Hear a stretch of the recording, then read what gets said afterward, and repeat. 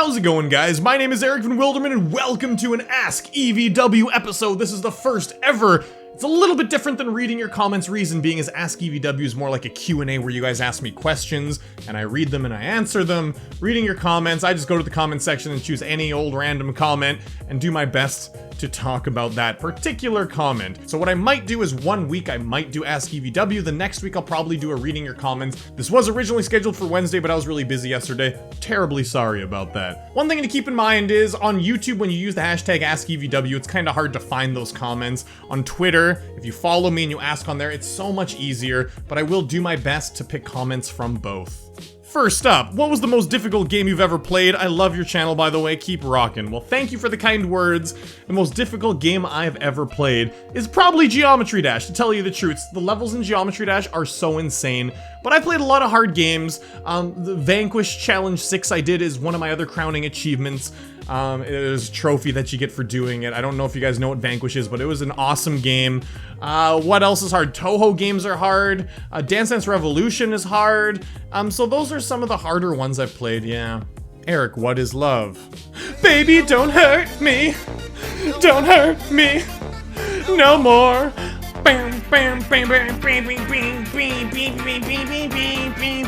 What are your favorite snacks and who is your waifu?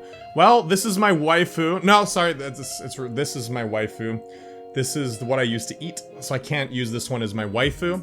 And my favorite snack is whatever this one eats, which is what do I like to eat? My favorite snack is granola bars. I've thought about it, and I'm thinking, what do I eat the most? Granola bars for sure. I eat granola bars with this hand, I waifu this hand. We got it.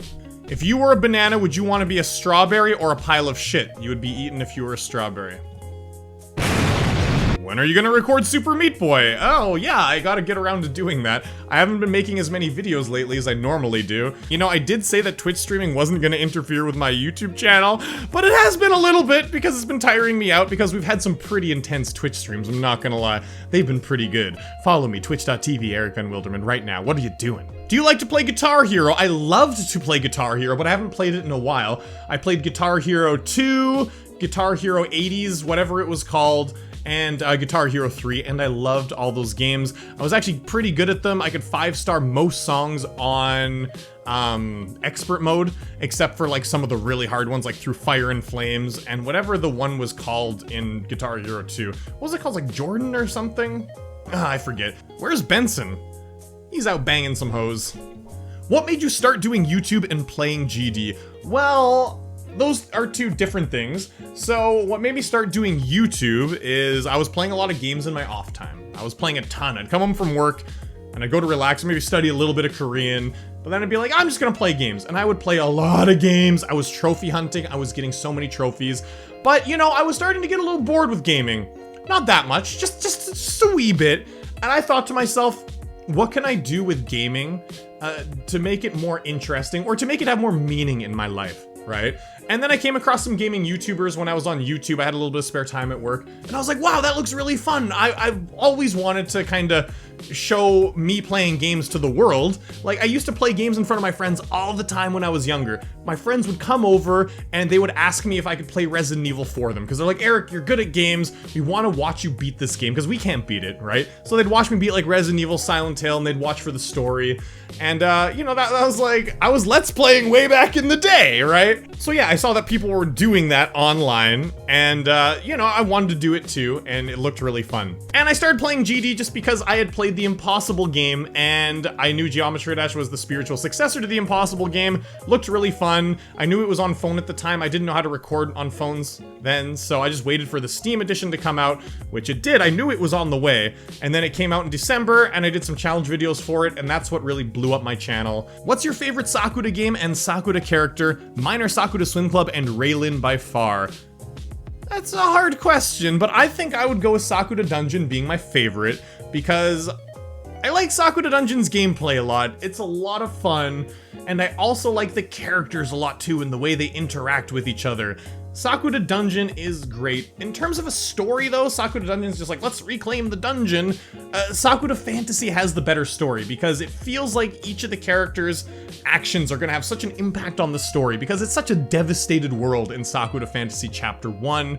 And I gotta say, so it's really hard to say. Favorite Socrata game is like Socrata Dungeon by just a slim margin because I love the gameplay and I love the characters.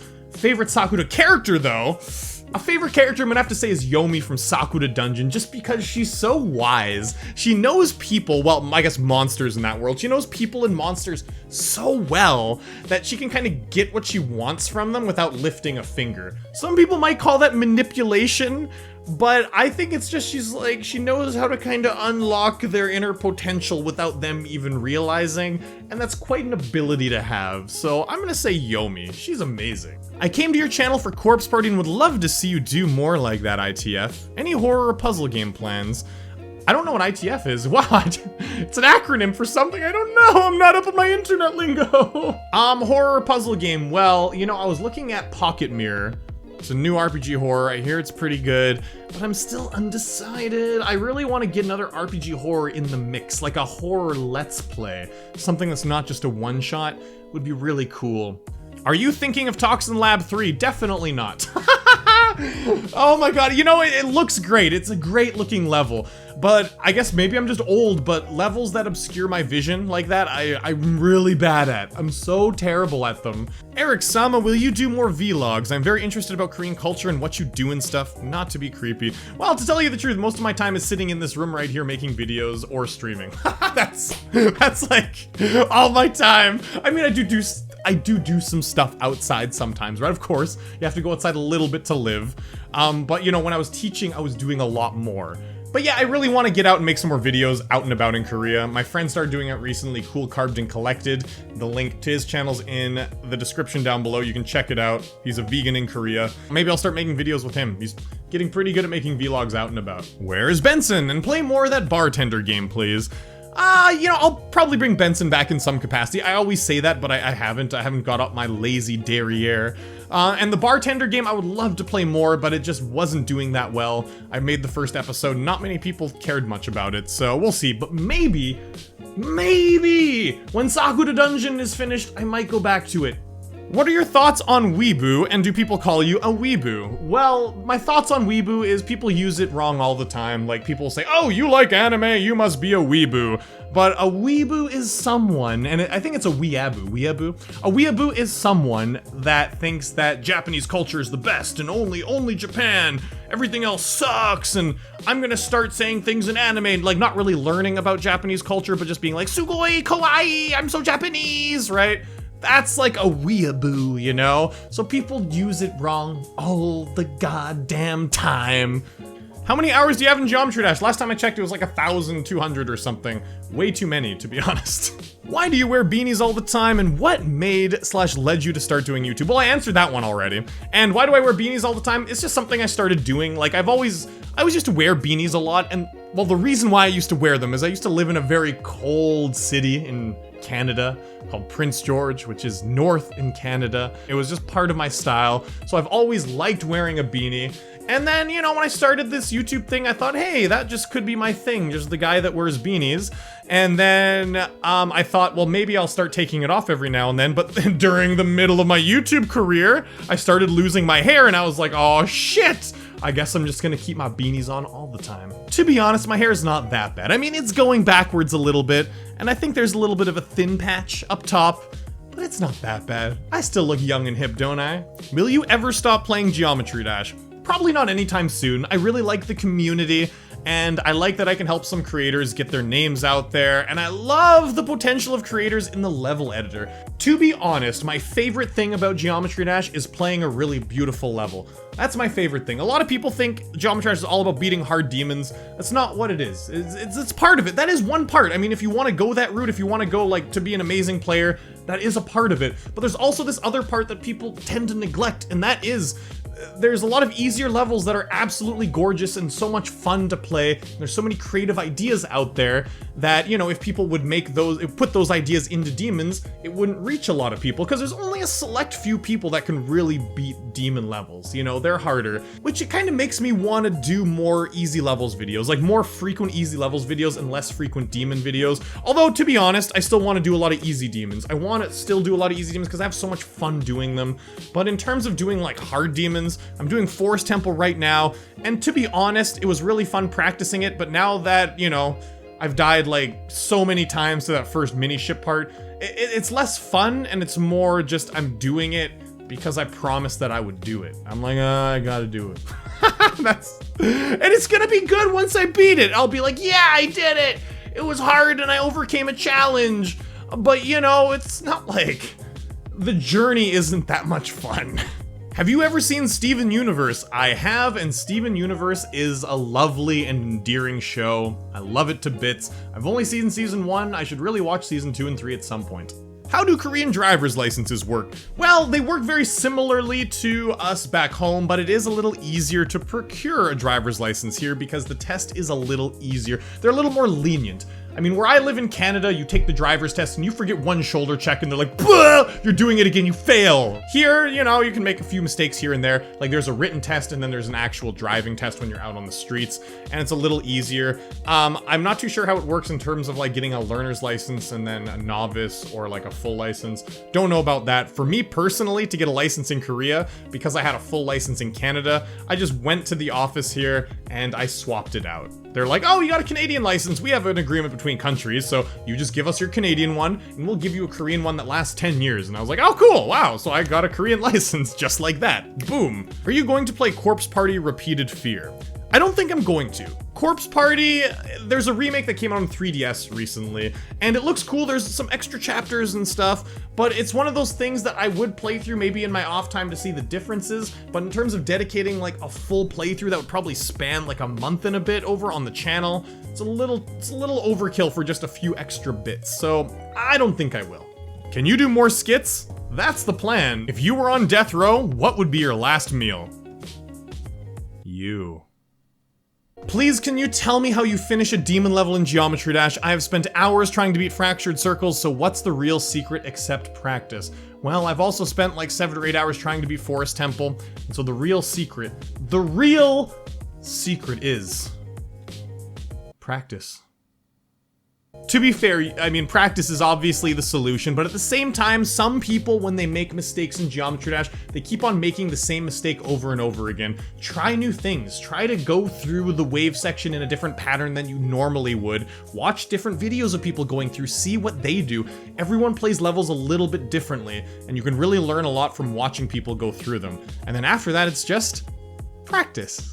So I just want to tell you something. I'm a pretty good GD player, and I've completed levels like Ice Carbon Diablo, X Ultrasonic Necropolis, and I'm close to retention. The main reason for this comment is just to thank you. Not only do you give me tons of laughs, but you inspired me as a GD player at the very beginning, while people like Brandon Larkin inspired me to do ICDX and the sort. You inspired me to do Clubstep and ToE 2. I just wanted to thank you for that. No problem. That is a sweet comment. Thank you so much, and I'm glad that I inspired you. That's awesome. Keep on fighting the good fight. You're an amazing player if you can beat those levels, so it's cool that I inspired you initially to beat the original demons. Bruh, I know the secret. Well, I guess I'm gonna have to kill you then. Since you're thinking about putting a restraint on VNs after Socrata Dungeon and My Girlfriend is the President, does that mean that Beach Bounce and the next chapters of Nekopara will be coming much, much later than any of us anticipated or hoped? Well, to be honest, I don't think Nekopara or Beach Bounce are ever going to come back onto the channel. I want to do a more serious visual novel, one that's like a horror, thriller, mystery kind of deal. Those are super interesting to me, and the fan servicey ones like Nekopara and Beach Bounce are so contrived, unfortunately. My Girlfriend is the President was a nice exception because it had a really cool story to go along with it. Aliens coming and, you know, mind control, and there was a lot going on, right? But Nekopara, I don't know. It was fun to play one chapter of it, but it seems kind of samey to me. And Beach Bounce, well, I had to delete all my other Beach Bounce videos because of the sexual content, and it wasn't as good as some other visual novels I played, so they probably won't be coming. Eric, have you ever thought about quitting YouTube? If so, will it be longer? I don't want you to go away. Well, I don't think I'll ever quit doing YouTube. But, you know, if the channel continues doing what it's doing, which is the view count is going down, then it's obviously gonna interfere with my ability to make more videos because I'm gonna have to start teaching more, right? Which isn't a bad thing. I really enjoy teaching, but yeah, I might have to slow down on YouTube if YouTube slows down for me, right? That's just the way it works because I need to make money to feed myself and to feed my girlfriend as well. We live together and she's not working right now. And so yeah, you know, maybe one day I'll slow down on it, but for now, you know, I'm making it decently, but the view count is going down, so why don't you do harder demons? Now here's the deal, some people ask, and these are the people that ask this, why don't you do harder demons? They're the ones that don't do hard demons themselves. They're just like, hey, I've watched like some big jump shots YouTubers do some demons, and like, why don't you do the hard demons? You don't just snap your fingers and do some hard demons. It takes a lot of time and dedication. Hundreds upon hundreds of hours to get the skill necessary to beat those harder demons. I don't just flick a damn switch, alright? What happened to the crotch cam?